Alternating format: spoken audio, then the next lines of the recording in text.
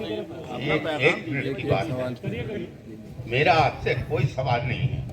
पहली बात ये, मेरा उस बात का जवाब है जो हमारे अजीज सिवारे वाले कह रहे थे कि सिर्फ आप जो है कौम की बात करिए। हम इससे इत्तेफाक नहीं रखते। हम संविधान के मुल्क में रहते हैं, हमें सबके बारे में सोचना होगा। मेरा आपसे मशवरा यह है कि हम बिल्कुल नहीं चाहते, क्योंकि अल्लाह की मखलूक है और अल्लाह बार बार फरमा दिया है कि तुम मेरी मखलूक के ऊपर रहम करो, मैं तुम्हारे ऊपर रहम करूंगा। मैं आपके लिए पहले बताता हूँ, यही मेरा मकसद है, यही काम मैं कर रहा हूँ। हर मजलूम हमारा, हर मजलूम हमारा है। हम कोई फिरका परस्ती में नहीं आना चाहते और हमसे अच्छा, हमारे बड़ों से अच्छा कोई मुल्क नहीं संभाल सकता। अल्लाह ने हमें वो नवाजा है। अगर हम हक पे हैं तो, हक पे हैं तो हमारा मकसद तो कहने का ये है कि किसी भी बहुत एक निजाम बन जाए है? और ये निजाम के हम बहुत शुक्रिया। तोड़ने के लिए एक सरे फहरिस्त रहता। मिसाल के तौर पे हमारे यहाँ बात यह आई कि हमें यहाँ समाजवादी के कैंडिडेट को वोट करना चाहिए। अब जो दूसरा वाला है, सामने मैं आया, उसे परेशानी होगी, वो 4 आदमी भेजेगा मेरे साथ, वो बदतमीजी करेंगे, बात और आगे बढ़ेगी तो गोली मार दी जाएगी। ये होता है हमारे हिंदुस्तान में, ये कोई ढकी हुई बात नहीं, हो रहा है बाकायदा। इसका नतीजा कैसे निकालेंगे आप? तो कौम के लिए खड़े हों कि देखें हम कौम के मुहाफिज हैं, हमने ओबीसी छोड़ दी, हमने मायावती को छोड़ दिया, हम कौम के मुहाफिज हैं, यहां हम अपनी सीट जो है समाजवादी की निकाल सकते हैं, हम सब समाजवादी के साथ हैं। और ये जब होगा, उलमा कुछ नहीं कर सकते इसमें। उलमा का काम है मजहबी फतवा देना, मजहबी मामलात में रहनुमाई करना। ये मामला जो सियासी इख्तिदार है, आज तक सियासी लोगों के हाथ में, और सियासी लोग अपनी रोटी सेकते हैं, अपनी जात के लिए करते हैं, कौम के लिए कुछ करते नहीं। उन्होंने देखा ये मेरा मुखालिफ है, गोली मार दी जाती है उसके। अच्छा, उलमा इसके लिए सवाल महमूद पराची जी साहब से मेरी दरखास्त ये है, आप मेहनत कर रहे हैं, पूरे हिंदुस्तान में जाएंगे, आप इस चीज पर खास तौर से तवज्जो दें कि सियासी लोग अपनी वो पार्टी छोड़ें जो हार सकती है उस जगह पर, उस पार्टी में आ जाए जिसको हम जीतने के लिए कह रहे हैं, जिसको हम जिता सकते हैं। अस्सलाम वालेकुम, नाम मेरा कफील अतर है, सब ख्याल करें, अदब के साथ सब सुने बात को, सबको अपनी राय रखने का हक है। शुक्रिया। इनका जवाब दे। पहली चीज तो यह है कि इनकी सब बातों से इत्तेफाक रखता हूं, लेकिन जहां जो ये हो रहा है,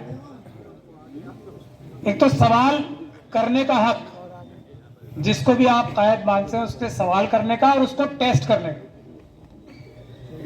नापने का, तोलने का हक होना चाहिए।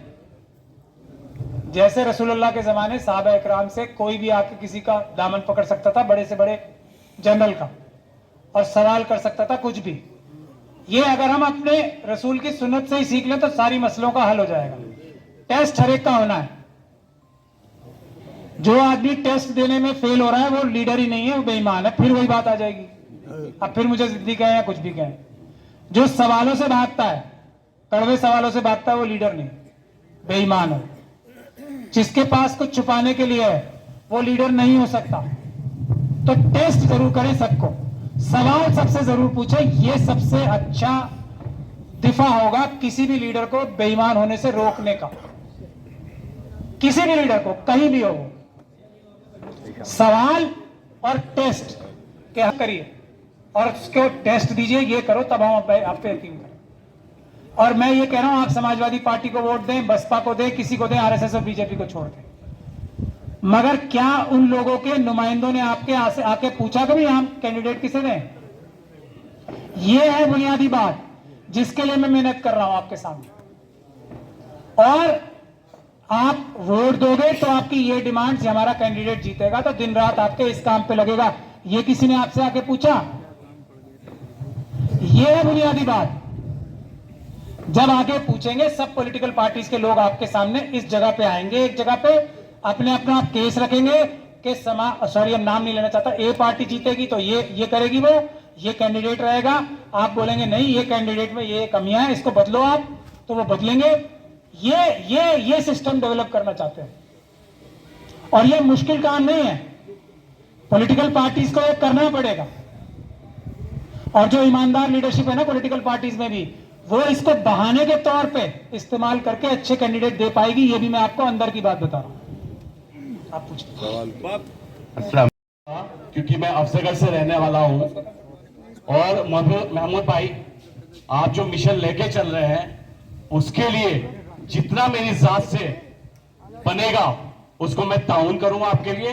और एक ऑफिस की अगर आपको जरूरत पड़ती है तो अफजलगढ़ के अंदर एक अपनी पूरी शॉप आपके ऑफिस के लिए मैं दान करूंगा। ये है पॉलिटिकल सोल्यूशन। दूसरी चीज कि मुबारकबाद देता हूं इस कौम को।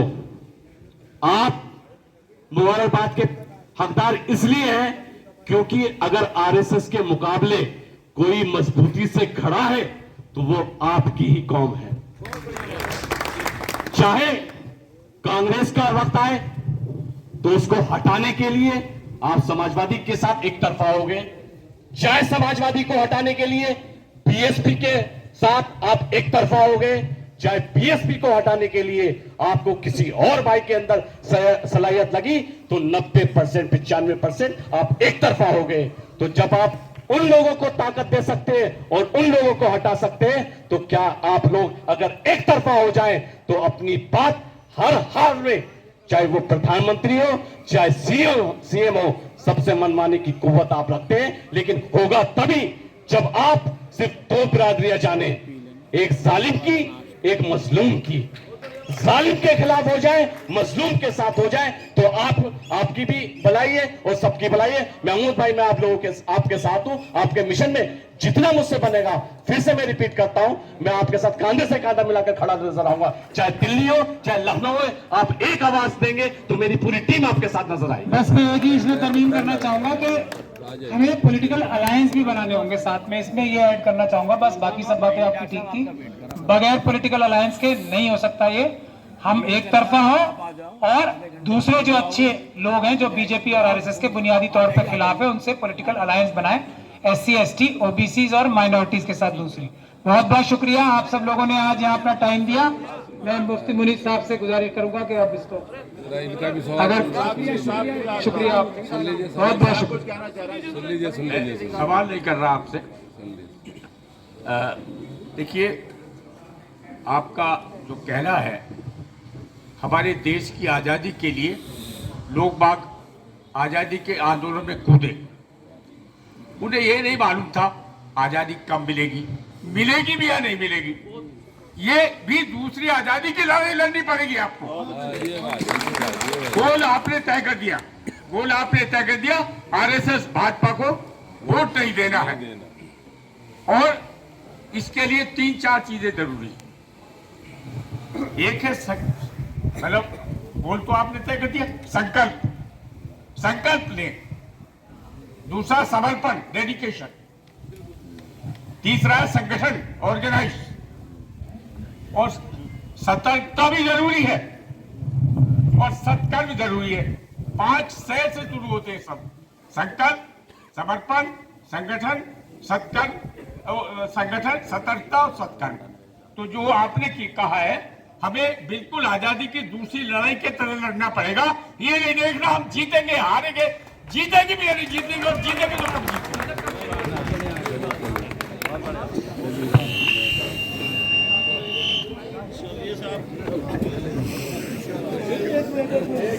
एक मिनट लगा था, आप और 1 मिनट लूंगा।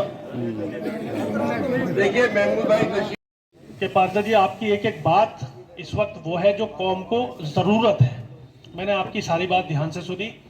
मैं इन लोगों से ये अपील करता हूँ कि हमें अगर सारी बात अच्छी लगी है तो इतने सारे सवाल ना करके, अगर आपको पसंद आई है बात तो आप उनको ये चुनिए कि आप हमें लीड कीजिए, आप हमें लीड कीजिए और हम आपको मशवरा देंगे। मशवरा, सिर्फ सवाल, ज़्यादा उंगली नहीं, मशवरा देंगे और आपके बताए रास्ते पे हम चलने को तैयार हैं।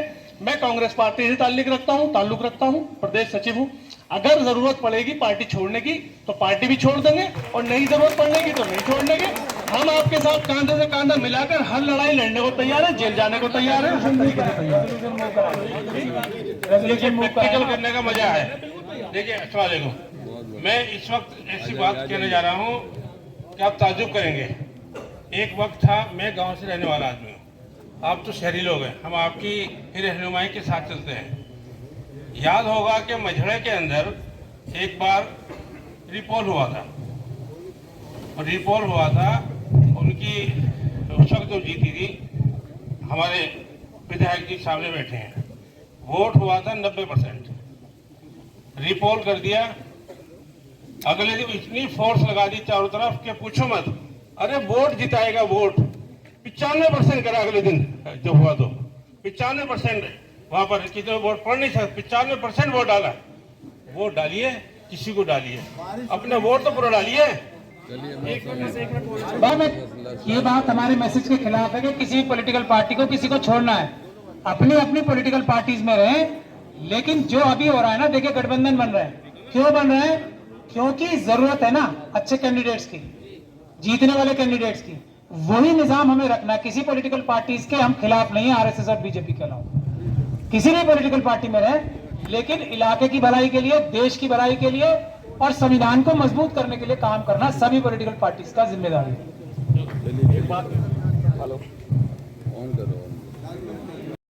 मेरा नाम कफील अतहर है और मैं सिहारा से आया। सबसे पहली बात तो मेरी यह है कि मैं मुबारकबादी पेश करता हूं अपने भाई महमूद पराचा जी को।